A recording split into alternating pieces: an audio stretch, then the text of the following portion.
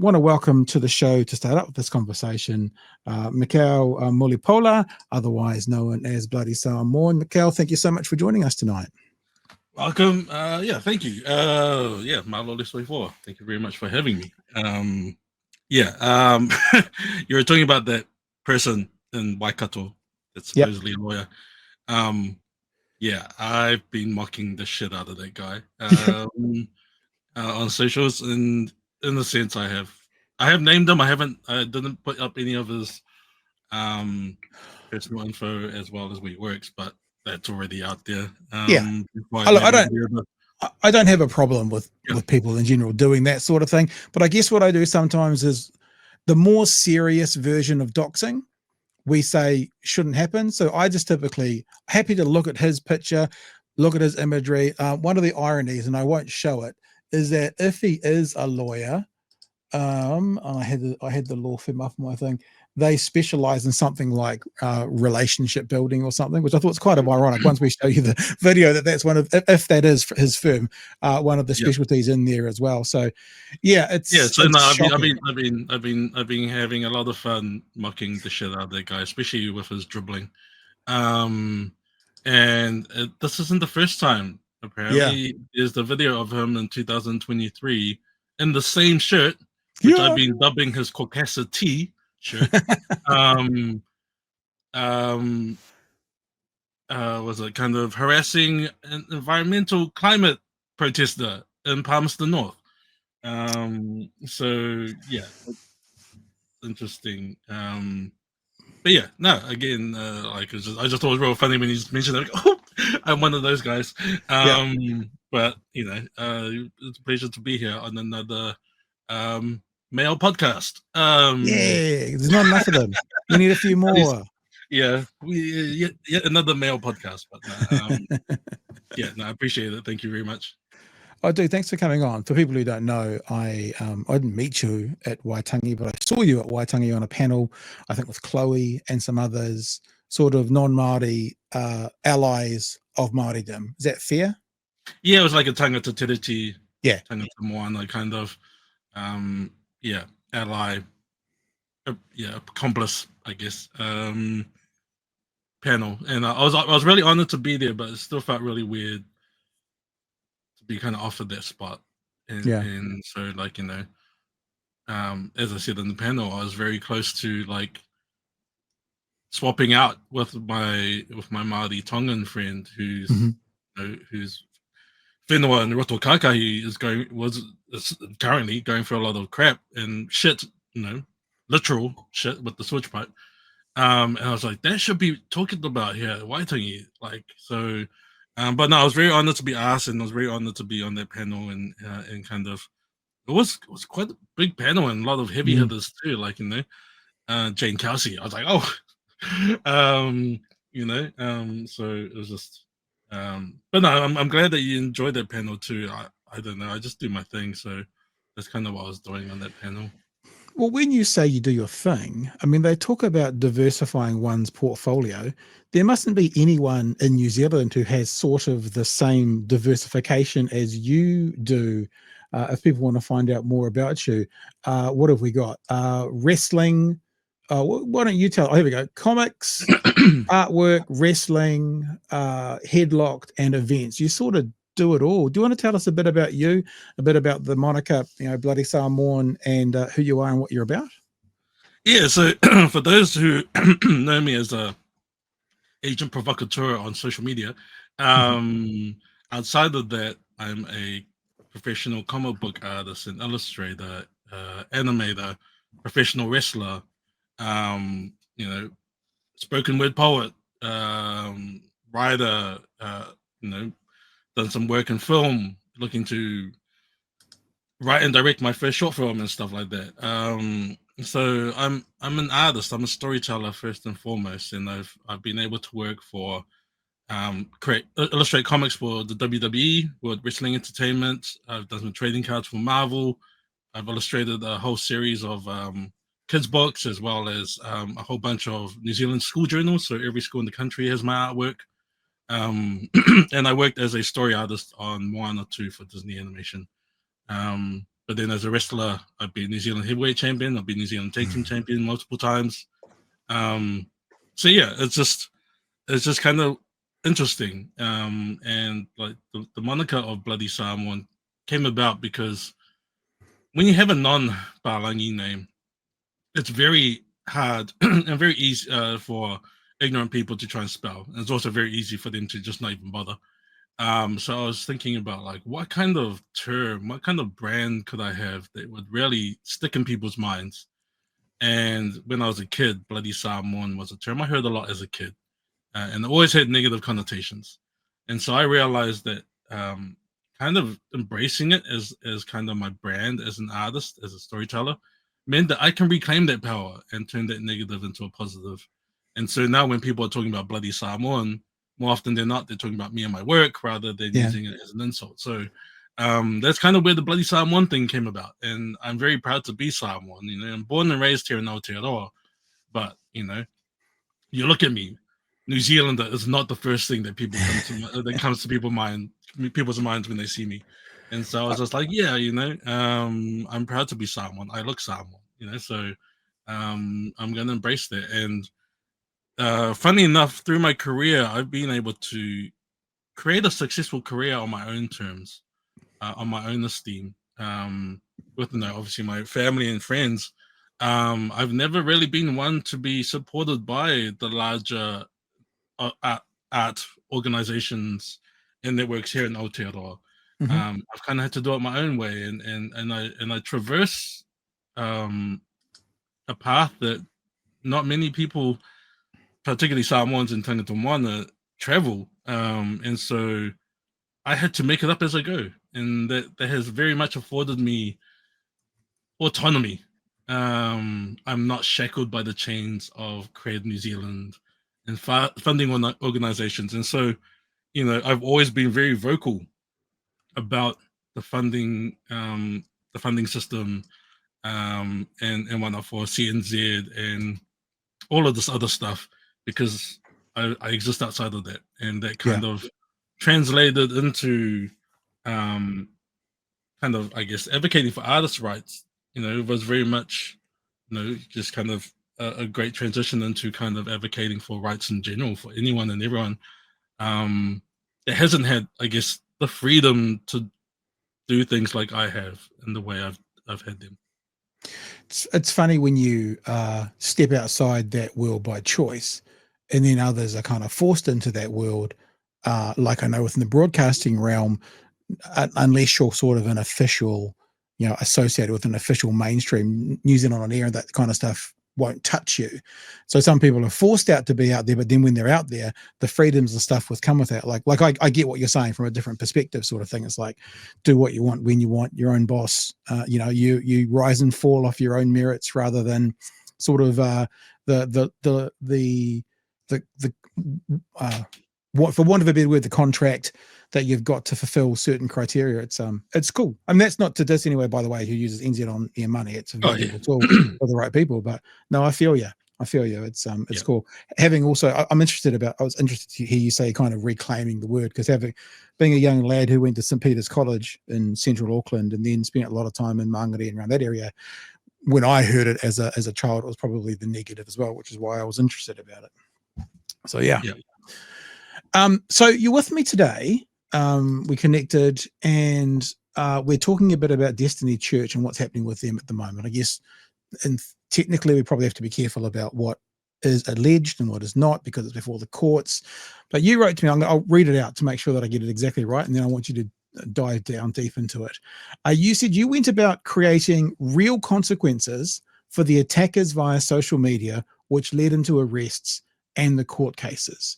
So what I hear when I see that is you are someone who actively maneuvered yourself and the story you were telling on that day, the message, the actions of others, and then that led into what we're seeing in the courts today. Tell us what you did. Tell us how it all happened. Well, I guess we'll have to kind of go back almost a year to the day, actually. I think this weekend it's a whole year. The rainbow flag action outside Destiny Church in Woody. Yep. That was Zane and myself, my friend Zane. and myself the action there. And again, we did that outside of the property. Though they allege that we were stalking on their property, but again, we made sure that we kept it legal. We didn't step a single foot on their property. And so having kind of gone up against Destiny Church for almost a whole year, face to face, it's I've gotten used to their tactics, and I've gotten used to like the way they do things. And so I happen to be at Te Atatu Library just after I get there, just after they've been pushed out of the building. Oh, right. And yeah, so I was there. Not when everything went down, but I saw the aftermath, and I saw the hurt, I saw the pain, I saw the trauma that people were dealing with because of what Destiny Church, allegedly Destiny Church or Freedom and Rights Coalition, Man Up, and Legacy West Auckland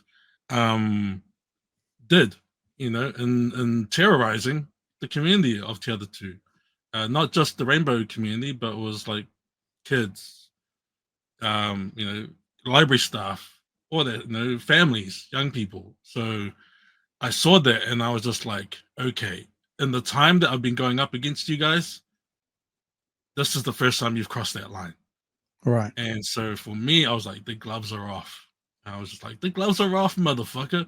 Like in the times that we've gone back to back, trading verbal jabs, it's always been verbal. This has crossed that line. And seeing the way that the police had kind of prioritized just removing the Man Up West Auckland crew from the building, rather than dealing with the assaults and everything that came about because of that, I was like, oh, I've seen this before. Yeah. I've seen this before where the cops have prioritized just removing the threat, but they haven't taken on details. They haven't done all of this stuff. These guys are most likely going to get away with it. They're going to get slapped on the wrist. They're going to, like, I could see the way they were they were acting. They were celebrating their actions. They were on a high because they felt so empowered by storming that building, right? And so in that crowd is where I clocked the former the former New FM worker. I won't name him. And I remember going, wait, that motherfucker works for New FM. Had his child with him as well, eh? Yeah. But a child. Yeah. I believe it was his, but so yes, I saw that, and having known some of the Auckland Pride people that were there that were trying to stop them from going up their stairs, I talked to him. I said, "Hey, are you guys okay?" And my friend, she's Samoan, and I said to her, "Do you recognize him?" She goes, "No, because he's from New FM. He's from the Morning Shake show." And she's like, "What the fuck?" Because we were just in this studio last week promoting Pride. I said, "Yes." And now you know how exactly he feels about you people, our Rainbow whānau. And knowing that it was still Pride Month and that some of our other Pride, our Tangata Moana Pride and Rainbow Ainga, LGBTQ plus, MVP buff plus, people were in that studio earlier that week, I was like, while that guy's in that studio, it's no longer safe for our people. And so I said to her, I said, I'm going to call him out. Shall I do a video? And she goes, fucking do it. Because I didn't care about him, I cared about the victims. And if the people that were directly affected by the actions were telling me, yo, call him out, let's get him to think, I realized that because of his semi-public profile, it was strategic. Unfortunately for him, he's going to take that brunt of real world consequences, because that position that he's in a radio station that is for our people, Tangata Moana people, and Rainbow Ainga, going into that studio is now no longer safe while he's in there. And so that's why I realized that targeting him would elevate the situation and create real world consequences for these Man Up and Destiny Church people. Yeah. And that was the goal. It was like, and in doing so, they can't escape, right? And I think one thing people don't realize because people are like, oh, you know, they weren't trying to thing, or that. What people don't realize is that after Te Atatu, Hugo Girl was scheduled to read at Newland Library. After Te Atatu, that same group were emboldened by their actions in storming Te Atatu that they went to Newland to try and do it again. People forget that. People forget that they were so emboldened that they decided that, yeah, we're going to go to Newland and do this there. And Hugo Girl's reading was cancelled, rightly so. But the people that the main instigators of Te Atatu were there at Newland, ready to do it again, including the guy from New FM, formerly from New FM. He was there at Newland, ready to do it again. So people forget that it wasn't just a one-off incident. They wanted to do it again. And because they had no remorse. They had no remorse until I came for their asses. And that's why I did it. And I used social media. I used my platform. I used my connections, particularly in the Tangata Moana circle, to call this guy out, to realize that he, in that position, has a sense of care and a sense of duty to ensure our people are safe. And his involvement, his active support of that action, of that violence, meant that he was no longer safe. And so that's why I did that. And then the following week, People Against Prisons Aotearoa had their Defying Destiny event. And I couldn't make it to that event, but thinking that Destiny Church may show up, I did a video identifying all the main instigators of the Te Atatu Library storming. Again, that was to ensure that our people that were at the event, going to Defying Destiny, can keep an eye out for any of those instigators who may look to, again, repeat what they did the week before, because they were emboldened. They were willing to do it again on the same day. Luckily, they didn't show up, but in that video, in terms of identifying the main instigators, that video footage was forwarded to police to help police identify those who have been arrested and are currently under name suppression. So so it was just really interesting, just understanding that if we didn't do anything, they most likely would have just gone a slap on the wrist, or like a, hey, don't do that again. But in targeting the New FM worker, the former New FM worker, it elevated the situation. It created real world consequences. And from that, it created a chain reaction to the other actual instigators of the violence through, again, social media posts and whatnot. And, I did take a few hits from my own people, because a lot of people are like, oh, you shouldn't come for New FM and whatnot. But it was just like, the truth of the matter is, if I had a real agenda or real vendetta against New FM, I would have waited till Monday afternoon to post my video after that guy had gone to work and acted like nothing had happened. And then I'd call them out and be like, hey, why did you have this guy at work? Because I suspect, and I have a very good feeling, that if it wasn't for my video, which I posted from the car park of Te Atatu, my initial video, which called him out. So I was heated too. I was really pissed off because I saw firsthand. That allowed New FM a couple of days grace to try and figure out what to do about it. Because it would have been far worse for them to try and damage control after he's gone to work and acted like nothing's happened. And I know that if it wasn't for my video, they probably wouldn't have known that he was there at the other two, right? And he would have just gone to work like nothing had happened. And again, once they crossed that line, for me, it was all gloves are off. I'm coming for them. Interesting response from New FM as well. They did the right thing. This is nearly a month old now, of course, but New FM then apologized.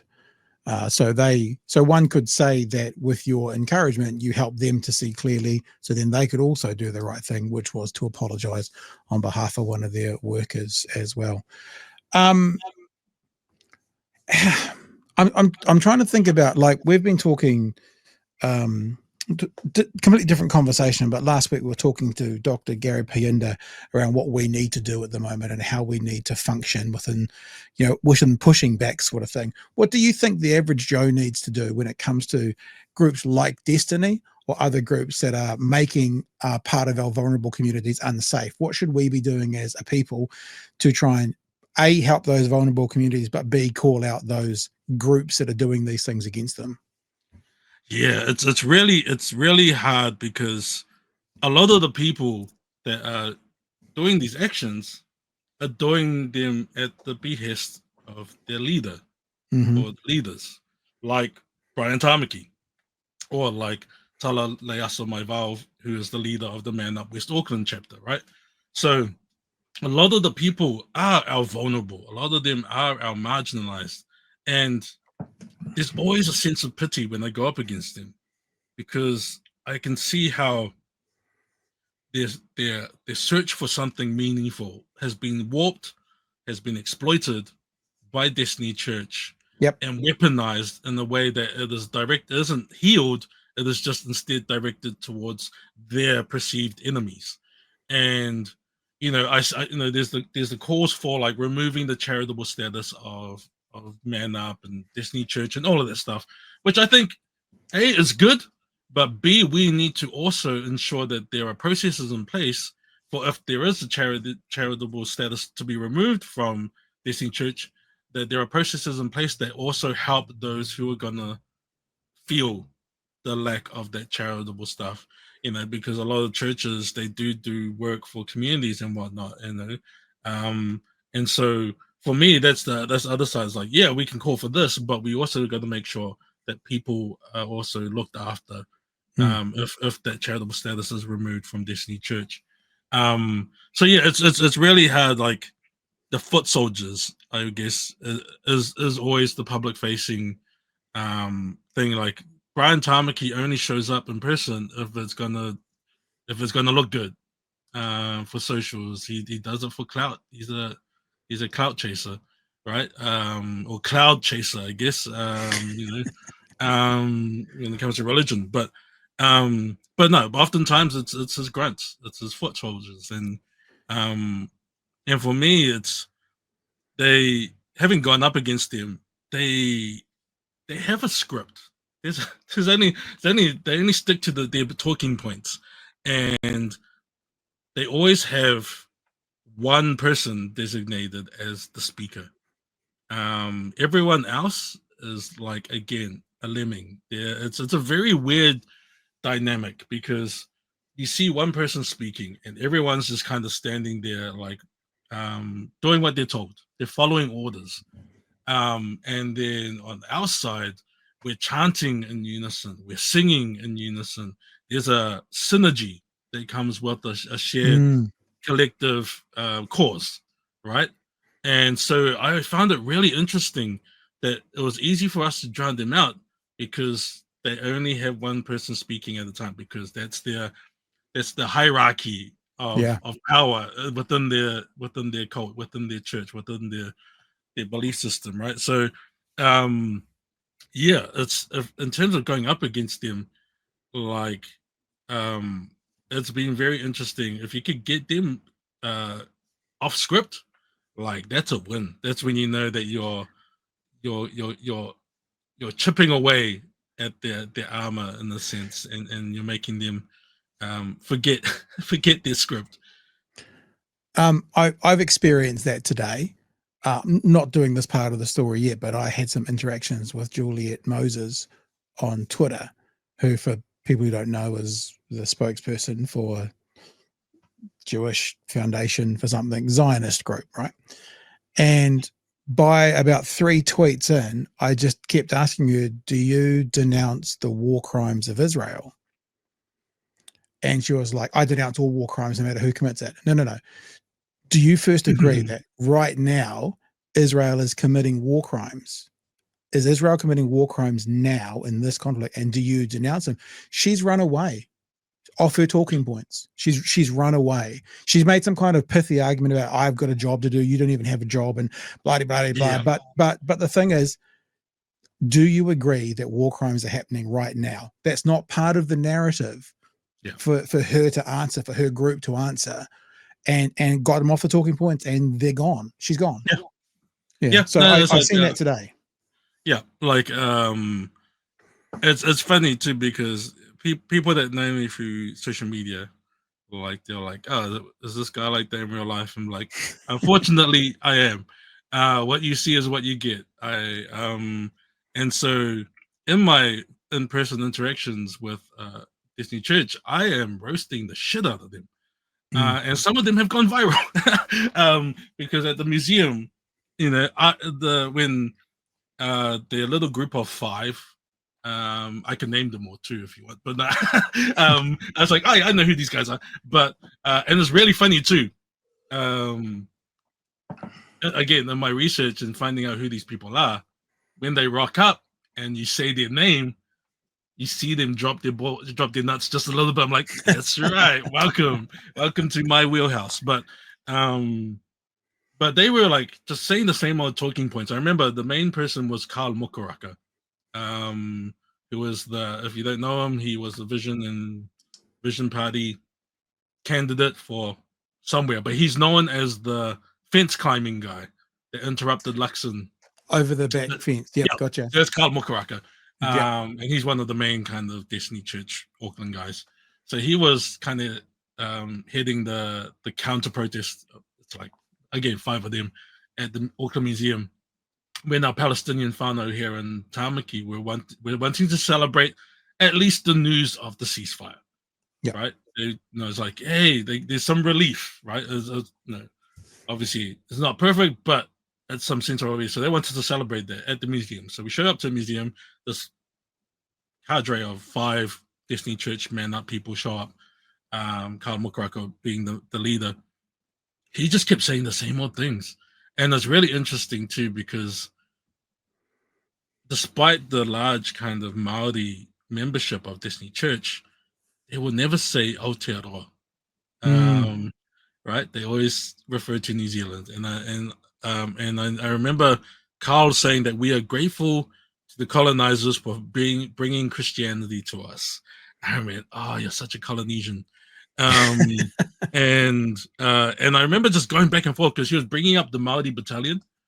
Because the reason why we're at the Auckland Museum is because on the side of the Auckland Museum, there is the plaque that says Palestine. Yeah. Right? It doesn't say Israel. It says Palestine.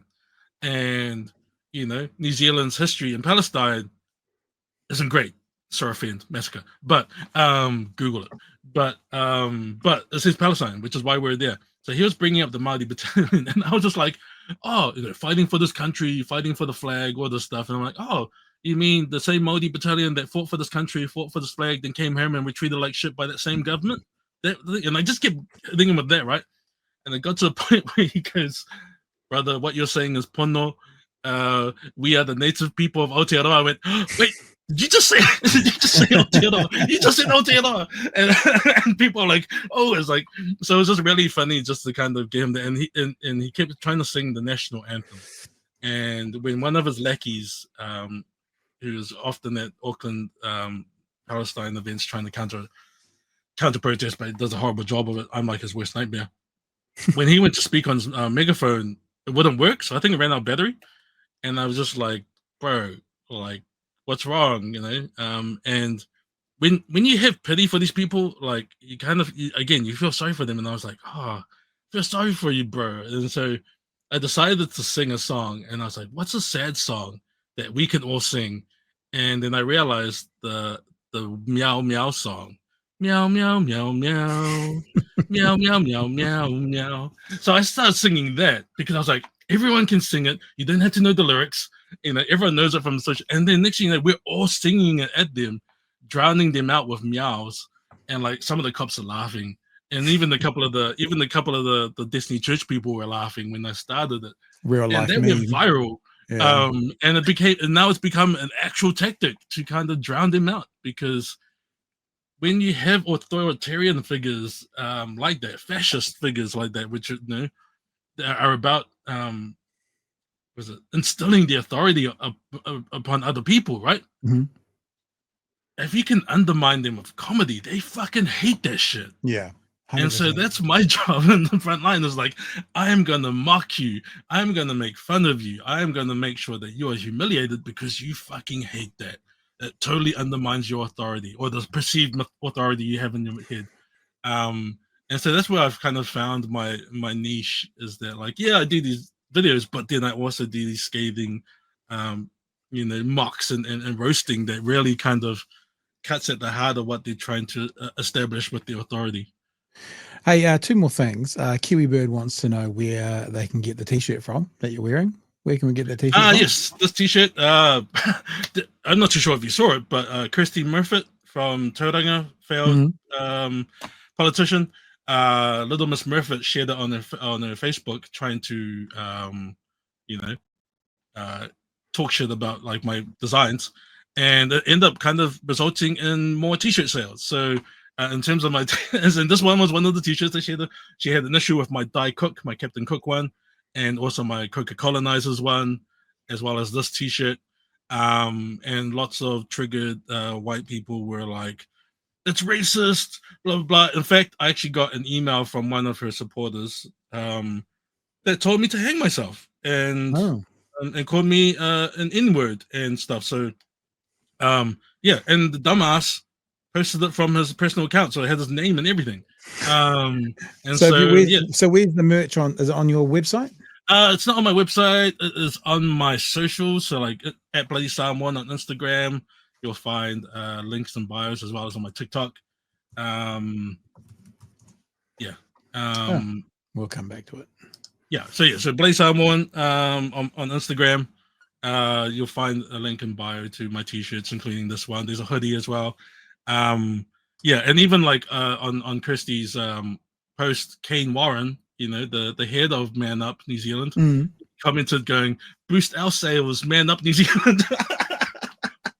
I was just like, so it was just kind of funny how my videos and my artwork are causing a stir amongst all of these racists and stuff. Bro. In fact, I'm not too sure if you're aware of it, but Henry got in trouble last year for sharing some of my artwork. Oh, really? So I did the Garbage Pail Kids, and I did the one where like there was the shit coming out of Seymour's eyes. So Henry shared that on the socials, and he got in trouble for it, and it made the news last year. So it's really interesting, again, like knowing that my videos, like, so currently I'm blocked by Brian Tamaki, Destiny Church, Freedom and Rights Coalition, and Man Up West Auckland that I'm aware of, because they're afraid of me. They're afraid of the information I'm able to gather to draw, to expose their asses. And the thing is, I use their own live streams and their own photos of that day against it. Well, like, that's the thing. The day after, we'll finish with this, right? The day after, this is from the day after when Brian Tamaki was speaking. This is on my Twitter feed. I made this last week. I just want to know from you, an opinion-based question, how Brian Tamaki can't face charges as well for being the instigator. Now they have this going on. And so I know it just bugged me all through the day, and I was communicating, and I said to Tila, "Great job what you're doing, but I want you to storm the library they're in. I want you to storm the library they're in." To storm the library they're in. And shut it down. And he said, "Yep, right on to it, Apostle."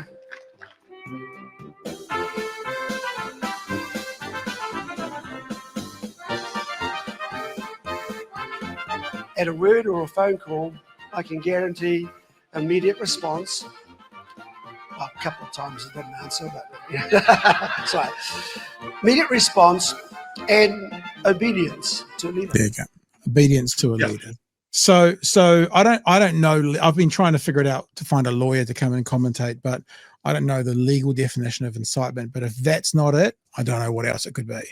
Yeah, I know. I find it really weird that like the following day he was happy to admit that he sent the order that resulted in the assaults of 8 victims, I believe, have come forward. Yeah, I think. Yeah. And one of them one of those people being arrested is subject to indecent assault charges, right? Mhm.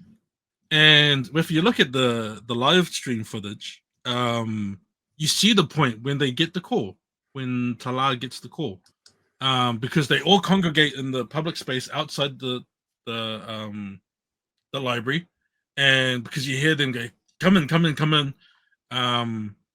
Once they get the call, that's when Tala leads the charge to storm the library. And so it was just really interesting. It's like, yo, you see the point where they get the call, where they get the order to storm the library, and then they act immediately on those orders.